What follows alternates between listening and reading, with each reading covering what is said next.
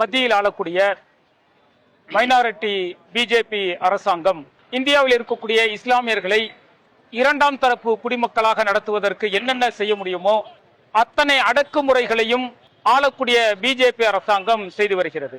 அதனுடைய தொடர்ச்சியாக இந்தியாவில் இருக்கக்கூடிய இஸ்லாமியர்களின் வாழ்வாதாரத்தை முன்னேற்றம் அடைவதற்கும் அவர்கள் வாழ்க்கையில் தங்களுடைய பொருளாதாரத்தை பெருக்கிக் கொள்வதற்கும் இஸ்லாமிய முன்னோர்கள் வக்ஃபு சொத்துக்களை அவர்களுடைய முன்னேற்றத்திற்காக கொடுத்தார்கள்.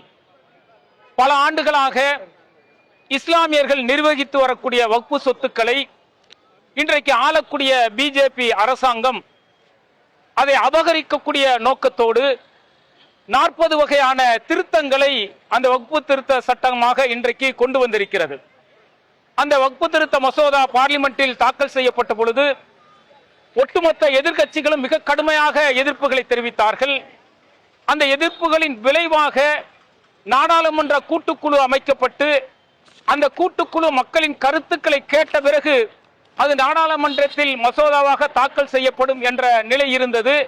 அந்த கூட்டுக்குழுவில் இருந்த உறுப்பினர்களுடைய கருத்துக்களை ஏற்றுக்கொள்ளாமல் அவர்கள் பல்வேறு மாநிலங்களுக்கு சென்று பல்வேறு கருத்துக்களை ஆய்வு செய்து கொடுத்த அந்த கருத்துக்களை கூட ஏற்றுக்கொள்ளாமல் இன்றைக்கு ஒன்றிய பிஜேபி அரசாங்கம் இரவோடு இரவாக திருட்டுத்தனமாக இன்றைக்கு அந்த மசோதாவை சட்டமாக்கியிருக்கிறார்கள். மக்களவையிலும் மாநிலங்களவையிலும் அதை சட்டமாக்கியிருக்கிறார்கள். இந்த சட்டமாக்கப்பட்ட பிறகு இன்றைக்கு நாடு முழுவதும் சிறுபான்மையான இஸ்லாமிய மக்கள் கொதித்தெழுந்திருக்கிறார்கள். சிறுபான்மை இஸ்லாமிய மக்கள் மட்டுமல்ல, நடுநிலையான நியாயத்தை சிந்திக்கக்கூடிய ஒட்டுமொத்த இந்திய மக்களும் மிகப்பெரிய அநியாயம் இஸ்லாமியர்களுக்கு நிகழ்த்தப்பட்டிருக்கிறது. அதை கண்டித்து மிகப்பெரிய அளவில் நாம் வீதியில் இறங்கி போராட வேண்டும் என்கின்ற நிலை உருவானதின் காரணமாக வடமாநிலங்கள் மட்டுமல்லாமல் தமிழகத்தின் பல்வேறு பகுதிகளிலும் இன்றைக்கு போராட்டம் வெடிக்க தொடங்கியிருக்கிறது.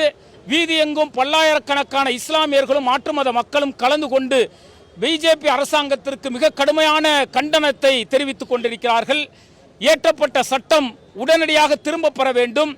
எப்படி வேளாண்மை சட்டத்தை மத்திய அரசாங்கம் திரும்ப பெற்றதோ, மோடி அரசாங்கம் திரும்ப பெற்றதோ, அதுபோல இந்த சட்டத்தை திரும்ப பெறும் வரை இந்த போராட்டம் என்பது தொடர் போராட்டமாக நடைபெறும் என்பதை இந்த நேரத்தில் நாங்கள் தெரிவித்துக் கொள்கின்றோம்.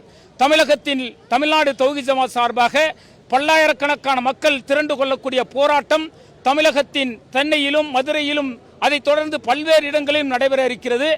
அதே நேரத்தில் இந்த மசோதா தாக்கல் செய்யப்பட்ட பொழுதே தமிழக முதல்வராக இருக்கக்கூடிய மு.க. ஸ்டாலின் அவர்கள் மிக கடுமையாக கண்டனங்களை தெரிவித்து சட்டமன்றத்தில் தீர்மானத்தை நிறைவேற்றி உடனடியாக இந்த திருத்த சட்டத்தை கைவிட வேண்டும் என மத்திய அரசாங்கத்திற்கு அவர் கோரிக்கை வைத்திருந்தார். அந்த கோரிக்கையை நாங்கள் வரவேற்கிறோம். அவருக்கு நன்றியை நாங்கள் இந்த நேரத்தில் தெரிவித்துக் கொள்கின்றோம். அது மட்டுமல்லாமல் இந்த சட்டத்தை எதிர்த்து உச்சநீதிமன்றத்தை திராவிட முன்னேற்ற கழகமும் காங்கிரசும் உச்சநீதிமன்றத்தை அணுகியிருக்கிறது.